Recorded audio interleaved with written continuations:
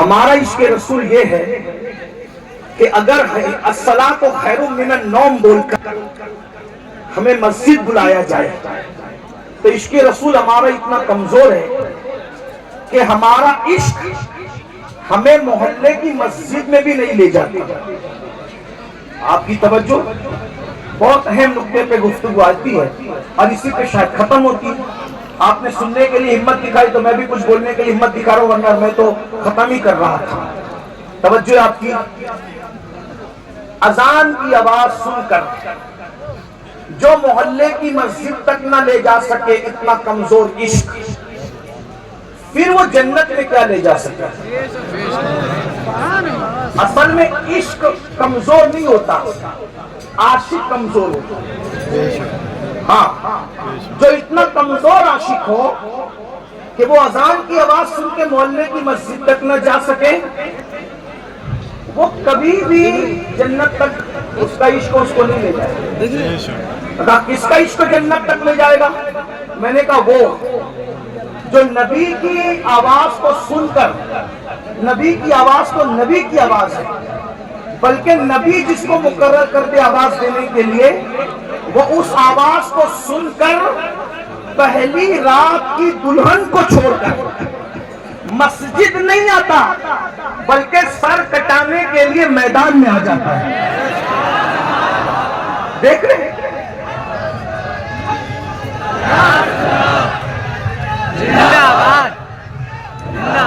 آج لوگ عشق کے دشمن کیوں ہیں؟ توجہ، لوگ عشق کے دشمن کیوں ہیں؟ جانتے ہیں جس دن تم عاشق بنو گے کوئی ٹک نہیں سکے گا، کیونکہ عقاب کے برابر میں چڑیے اور کوے اڑ ہی نہیں سکتے۔ عقاب کے برابر میں، عقاب دیکھا ہے؟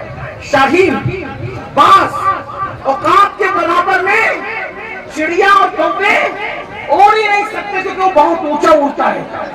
تو لوگ چاہتے ہیں کہ عقاب نہ بننے پائے، اسی لوگ عشق کے دشمن ہیں۔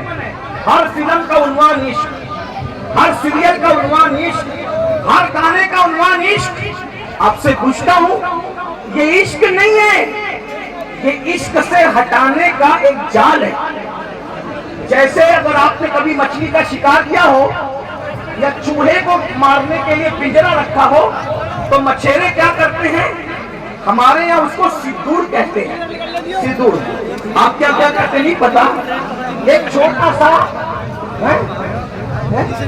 ایک کیڑا ہوتا ہے، بہت باریک سا پتلا سا کیڑا ہوتا ہے، کیسا کہتے ہیں، ہمارے کو سدور کہتے ہیں۔ وہ مچھلی کو بہت پسند ہے، تو کیا کرتے ہیں پتہ ہے؟ مچھلی کو پسند ہے تو وہ سدور لگا کر، کیسا لگا کر کہ ہم تجھے کھلا رہے ہیں، مگر وہ کھلاتے نہیں ہیں، اس کے پیچھے ایک نوکیلا وہ ہوتا ہے، ہاں وہ آتا ہے چارہ کھانے، مچھلیاں آپ کے چارہ کھانے، لیکن اس کے حلق میں وہ کانٹا پھنستا ہے اور مچھلی سے ہمیشہ کے لیے دریا چھوٹ جاتا ہے۔ یہی ہے نا، بہت قیمتی بات ہے، ضائع کرنا ہے، آپ ضائع کرو، ٹانگا بنو، آپ کی مرضی ہے۔ ہم جیسے فقیر بہت دنوں تک آپ کو اس طرح جگا نہ سکیں گے، اس لیے کہ زندگی کا بھروسہ کیا ہے، کون رہے کتنے دن، لیکن یاد رکھنا ہم رہیں نہ رہیں، ہماری یہ صدائے بازگشت تمہیں قیامت تک بے چین اور مضطرب کرتی رہے گی۔ تو طریقہ کیا ہے؟ وہ جیسا لگا کر کے کانٹا چبایا جاتا ہے اور ہمیشہ کے لیے مچھلی سے دریا چھڑوا دیا جاتا ہے۔ اور بتاؤ، جب مچھلی دریا سے دور ہو جاتی ہے وہ تو آئی کے کھانے کے لیے کیا زندہ رہ پاتی ہے؟ کیا عزت سے رہ پاتی ہے؟ ارے جب تک دریا میں تھی، دریا کی رانی تھی مچھلی، جب تک دریا میں تھی دریا کی رانی تھی، دریا اس کی ملکیت تھی، وہ دریا کاظم سرمایہ تھی، اس کا کوئی کچھ بگاڑ نہیں سکتا تھا، لیکن وہ برا اور کسے کا اس کے لالچ میں آئی، کانٹا چبا، اب تڑپ رہی ہے۔